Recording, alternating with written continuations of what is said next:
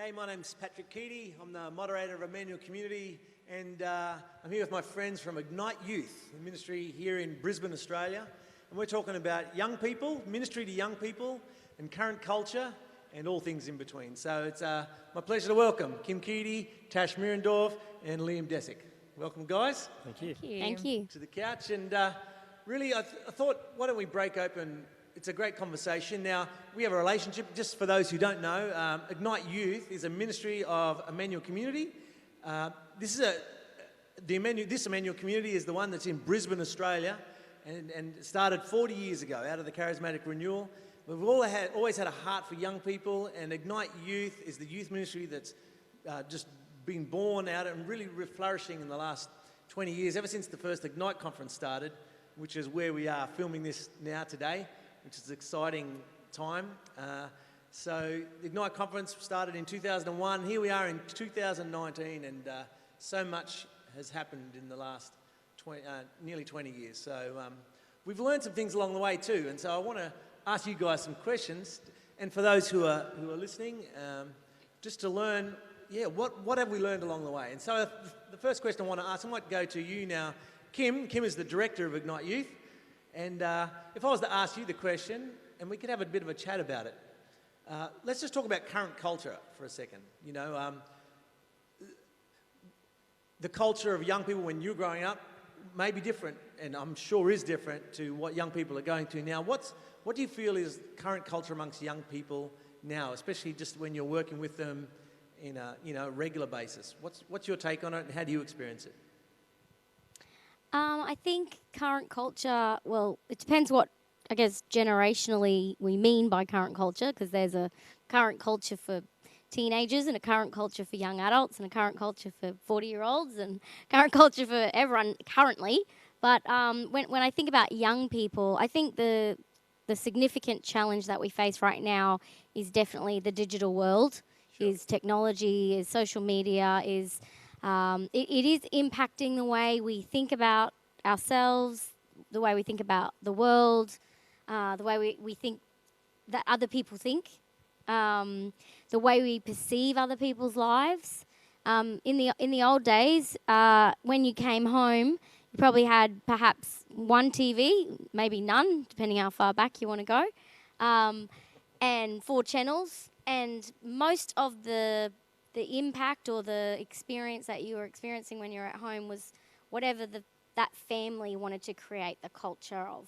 Sure. Whereas now, the average, I guess, Australian household has about 15 screens in their house. And This is now impacting the influence even when you're at home. So it's no longer just the family unit or traditions or things that the family want to create. It's actually what's out there in society or what's coming through those screens. So that's a significant challenge for the young people today. Yeah, so the current culture is not something that's just localised, not something that you're in charge of. It's actually something that is being formed from media and external influences. And so it's how do you steer that is a real challenge, especially for parents, if you happen to be one. Yeah. Tash, what's your take on it? Current culture in the light of youth ministry, I guess. Yeah, I think there's going to be some things that will always stay the same, but some things that are going to be shifting and you can talk about it on a generational point of view, but even micro cultures as well, on school groups and friendship groups. It's interesting. You can see people just in their different areas and how they'll act or how they'll interact with one group of people, and you put that same person in a different group of people, and it almost seems like it's a different person. And it's, I think maybe there's this kind of maybe pressure, just a thought of who am I in this space? What is my role in space? What do I contribute to it? And I think maybe in a culture for young people today, that's probably some of the big questions that they're asking themselves. It'd be like, where am I fitting in? Where's my position?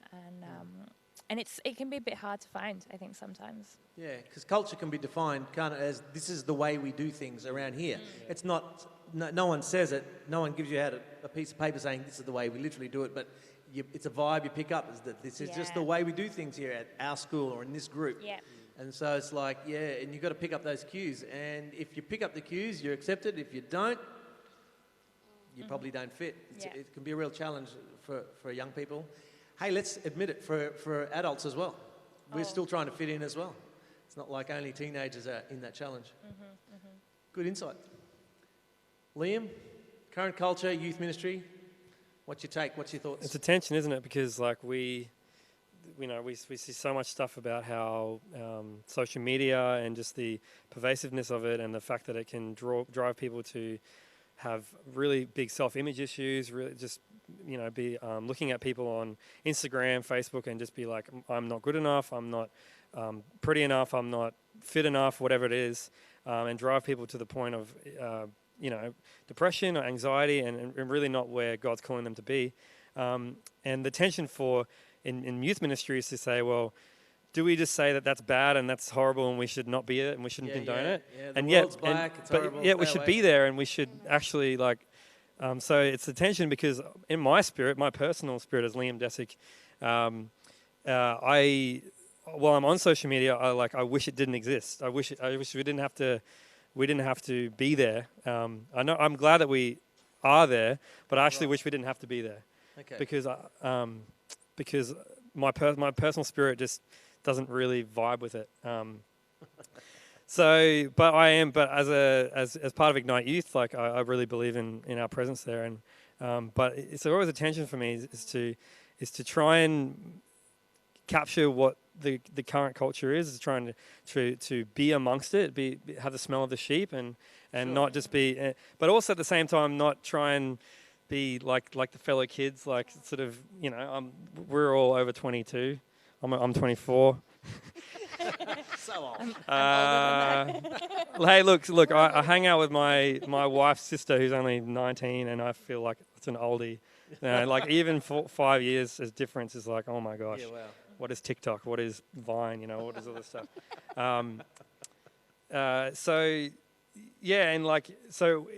We shouldn't just be taking the latest meme and thinking that we know what it is and just chucking it online. Like, we should actually be using that platform in ways that are authentic to who we are. And we have young people on staff that do capture that. But yeah, we've got this platform which is it's dangerous. It's a dangerous platform because using it in the wrong way, it can actually really damage lives. So let's talk about media. Let's stick with it for a bit, because I think we're talking about media and current culture. There's more to culture than just media, but media is pretty huge. But the whole thing about media as inherently bad, is it all black and bad and to be stayed away from, and it's a necessary evil, or is there a positive gift element to this whole thing? And because sometimes you can experience, I know, for example, at this conference, we've been live streaming the rallies and the talks, and it's like, wow, media has been used to really share the gospel in a powerful way. And interestingly, as for one who would rather not be on social media, Liam, you tend to be someone who's actually gifted to do media. And that's your spiritual gift, is to create that stuff. So you must feel stuck between a rock and a hard place. I don't if I ever have to make a social media post, So tell me about the blessing side of it. Tell me about the gift side of media, and how as Christians and Catholics we can use it for good in the world. Well, ultimately, if we create beauty, if we create moments that, and when human beings can't be in the presence of people, whether they're at home, whether they're in bed late at night, whether they're just getting up in the morning, if we can create experiences where we can't actually physically be there, where they have an encounter of God, where they experience Jesus through the word, through visuals, through people's story, through testimony, then that's a win. That's a win for the kingdom. Sure. That's just that's a basic tenet of Shalom, of Ignite Youth, of really where the Catholic Church should be today, is to just be everywhere that people are. Sure. And really using those mediums in the best way that we can. Tash and Kim, how do you use media yourselves? Because media is not just a thing that young people are into, it's now part of all of our lives. And it is a way of relating. How do you think, well, I'll start with you, Tash, what's a positive way that you use just media in this current culture we're in? Yeah, one of the questions I always hear around church is, where are all the young people? And it's like they've disappeared, they've gone. It's like, no, you want to connect with them. One of the most efficient ways is through using platforms such as social media. And I think in particular, there's something Liam was a big part in our team was developing was the Fuel app, the Ignite Youth Fuel app, which is a scriptural, it's a daily companion app. In there, you've got the Bible, you've got daily readings, and you've got reflections that are actually written by other young people using their language. Just creating a space where that person, whoever's on the receiving end of it, can connect with Jesus, can connect with God. And maybe it's on a bus on the way to school, or maybe it's just while they're hanging out and they're flicking through, they see an image and it just makes them linger a little bit longer. Yep. And I love that that capacity, because for me, for my own journey in faith, it wasn't like the first time I heard about Jesus or the first time I saw something about Jesus or something about the church was like, oh, that was it. It was little moments that made me after time just linger longer and longer until eventually I was able to walk into a church and make faith a priority for me. And I think today, yes, there's lots of negative sides of media and social, but it's in those spaces that we can use, make people just stop for a little bit stop for a little bit longer and think on faith, think on Jesus. You're like creating signposts, I guess, to guide them into the real thing. Absolutely. And hopefully be face-to-face with someone eventually, That's not the just ideal. behind their screen. Kim, what's your take? The blessing, you're a social media user. What do you love about social media? What I love is that it connects people, and I think it is a platform that we can use for evangelization. I honestly think that we've got a great tool. It gets to a lot of people quickly. If used well, it has powerful impact. And I think when we talk about current culture, we want to talk about accessible language that that the current culture can understand. That's what we're called to as a church, is to adapt our language, not adapting the message, but taking the timeless message of Jesus, the timeless message of the gospel, and making it accessible to the people who haven't heard. And so if one of the languages that is spoken in this current culture is social media platforms, then we, as evangelizers, should be on there using that as an influence for good. It's a great tool.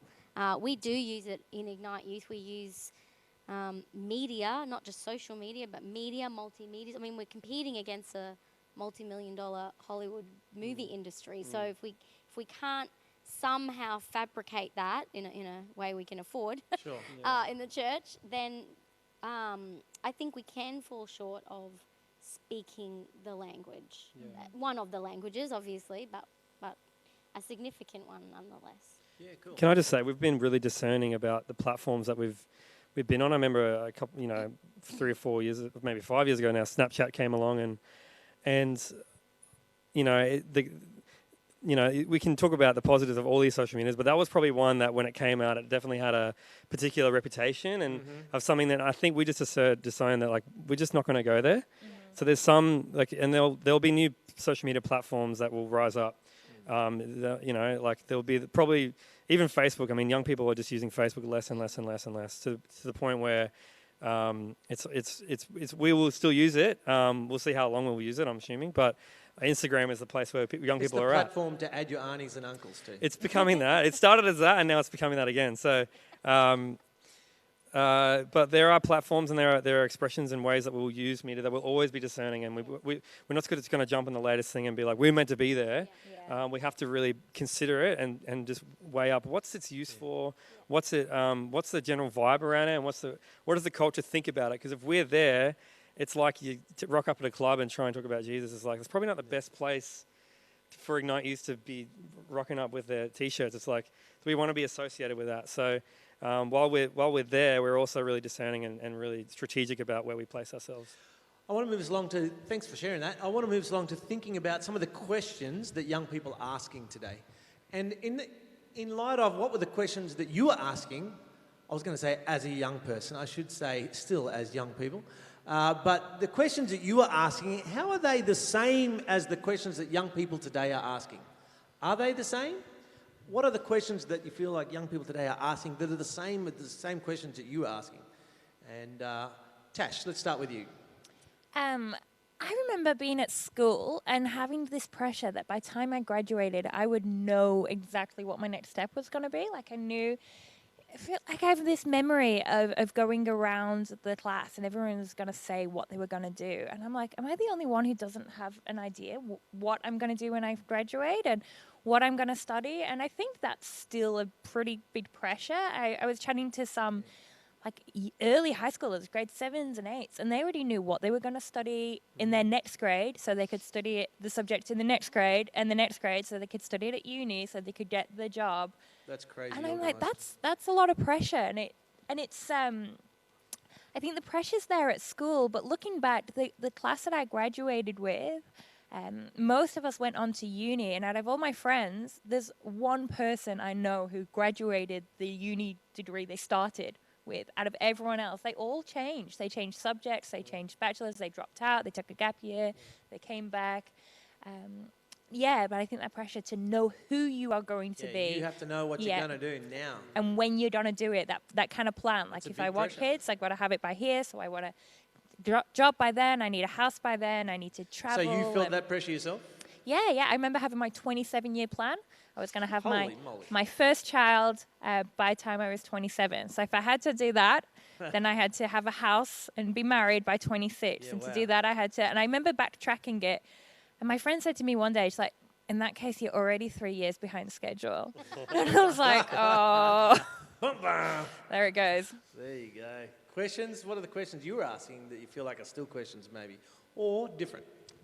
I really wanted to know that I mattered, that my gifts, like I make media and stuff now for Ignite Youth, and when I was in high school, I was making videos for a DJ friend of mine. I go to ratty 16-year-old parties with a lot of alcohol and a lot of just not good stuff, and I just go and for $50, which is nothing, go and film all night. I'd go and sleep in my car because at about 11, because the party would just rage on, and I got all my footage, and then he'd wake me up and we'd drive home, and I do it for basically nothing because I wanted to make things. I wanted to be mad at it. I wanted that video to go out and people to be like, "Oh my gosh, that's so cool!" Like, Did you see what Liam did? yeah.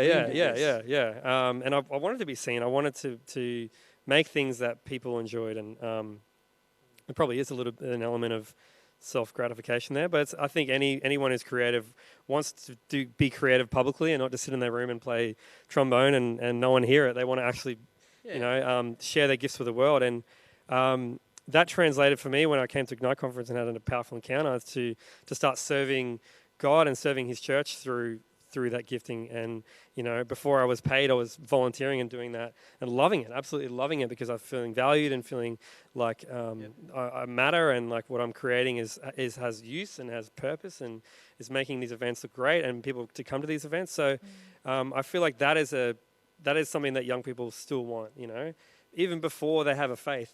You're right. If we can engage them in their gifts. I remember even Dom, our drummer for Emmanuel Worship, when he started playing drums for Emmanuel Worship, he had no interest in mass, going to church or whatever. He was playing drums in his room and just wanted a place to play drums. And Robbie gave him a platform to play, and from there he actually had an encounter and is now just a devoted Catholic. So a meaning and significance. Yeah. That your life has somewhere where you can fit and you can flourish, Yeah. and you have some roles and gifts to offer Yeah. that can contribute to the world somewhere. Yeah. And that search is just real for everyone, isn't it? Yeah. That's timeless. Great.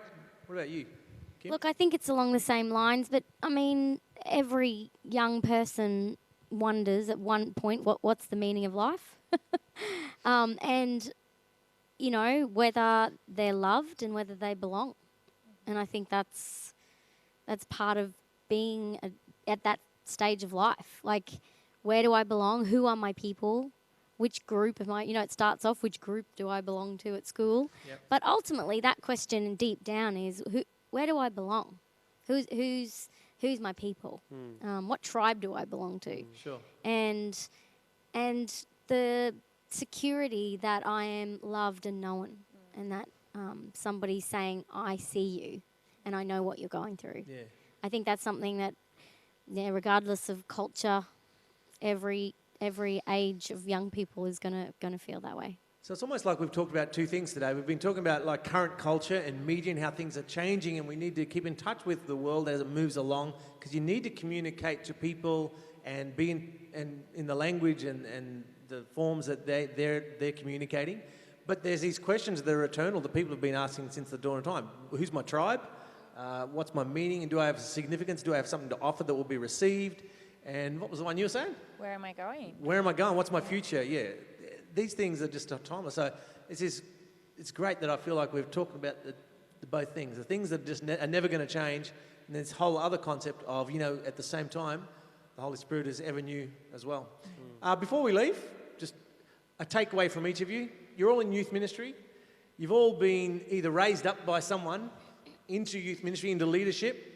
For those watching who are in ministry or wanting some advice on how do I raise up others in leadership, or how do I get myself raised up? What advice, because you've had your own experience of being mentored and coached and given a platform to use your gifts and to grow as a leader yourselves. And I know that, for example, Tash and Liam, I've seen you guys raise up in leadership in Ignite Youth, but now you're also mentoring and coaching others and raising up others around you. Just a word from each of you about that. It'd be great. Why don't I start with you, Liam? Yeah. It's really my best advice would be, based on what I just said before, is about raising up people, even if you're not sure where they are. I'd like to talk about it like it's really strategic trust. Like you might see a young person that's coming to Mass or come to your youth group. It's sort of on the edge, don't really know where they're at. That doesn't mean that they can't serve. They might not be able to give a talk the first youth group, or they might not be able to pray over people straight away or be a particular pastoral leader, but they can serve in some way. And that act of service allows them to feel like, I've got my people, I've got my tribe, I've got a future, and I matter. And that's how we create disciples. And from there, you begin to mentor. From there, you begin to, whether the youth group starts at 6, they're rocking up at 5, and you're chatting the whole time, setting up couches and setting up food. And that's real discipleship. That's real one-on-one. How's your day going? What's your life like, And that's real heart-to-heart kind of stuff. So for me, that's I think a really great, easy tip that any youth ministry can do. There's always people that are on the fringes that you can invite in to serve in strategic ways. So it's like take people under your wing and give them something to do, anything, but at least it gets them started. Yeah. Yeah, invites them in. Great.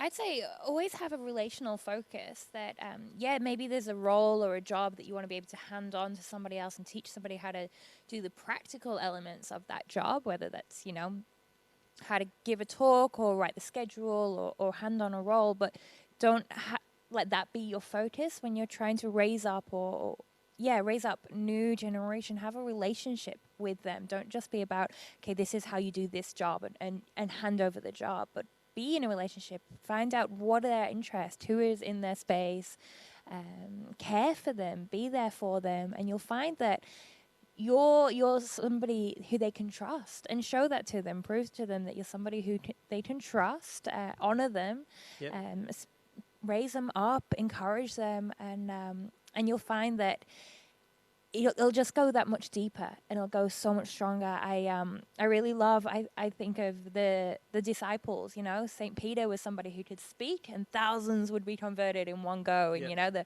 the conversion of the 5,000 to the 3,000. But I always love St. Andrew, who would journey with people. When he discovered Jesus, he went and told his brother, and he brought his brother along. And then when the Greeks came, they said, how do we deal with these Greek people? They're not Jewish. And Andrew is one who said, bring them to Jesus. Yep. And I would always love that. It's like, in our roles, yes, we've got jobs to do and things to do, but it's always got to be about just bringing people to Jesus one-on-one. So the relational aspect, I love it. Mm-hmm. And Kim, as a director, I guess you would have a particular experience or insight into coaching and mentoring and raising up other people. Maybe from that perspective, what's your experience there? You would share? I think the only other thing I would add, because these two guys have been wonderful in all the amazing things that you've said already, is to have people on your team that can identify gifts in other people. I guess it's that saying, everyone has a role, but not everyone has the same role to play. everyone has a unique set of gifts and talents that only they have. And when you're starting out with them, they'll stay because they feel that sense of satisfaction. They feel like they're growing. They feel like they're being unleashed in their personal potential. And so they will stay because they feel that they have relationship, that they feel like they belong. But then they'll keep also feeling like I'm getting, I feel significant and I'm growing as well.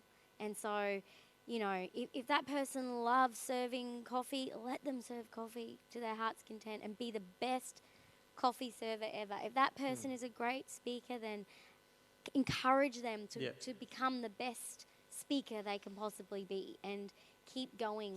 So look out for the diversity of gifts amongst people. And as a leader, I think no one leader can lead a ministry. I don't lead by myself. I lead with these guys. Yep. But a good leader doesn't have to have all the gifts. They just have to know someone who has the gifts. Yeah. And that's my little good. slogan. I just got to know someone who has the gifts. You look around this auditorium, I can't do all of this stuff, but I know someone who can. Amen. And it's identifying that. And is if the you don't difference. have that gift of being able to identify people with gifts, you need to get someone on your team who does have the gift of Exactly. identifying other people who have gifts. Exactly. That's great. I definitely would say that's you, Kim. Kim has that gift, Yep. much stronger than I do, and that's been a real blessing to the Ministry of Ignite Youth and Emmanuel Community. Guys, you've been listening to youth ministry and current culture. We've been talking about it with Kim, Tash, and Liam. Thanks, guys, for sharing your heart, and I'm sure that everyone who's been listening today or tonight, whatever time it is in your part of the world, that they've been blessed, and I've been encouraged, and certainly am really blessed and encouraged by the work and the heart and the service that each of you do and continue to do for the kingdom. God bless. Thanks, Pat. Thank you. Thanks, Pat.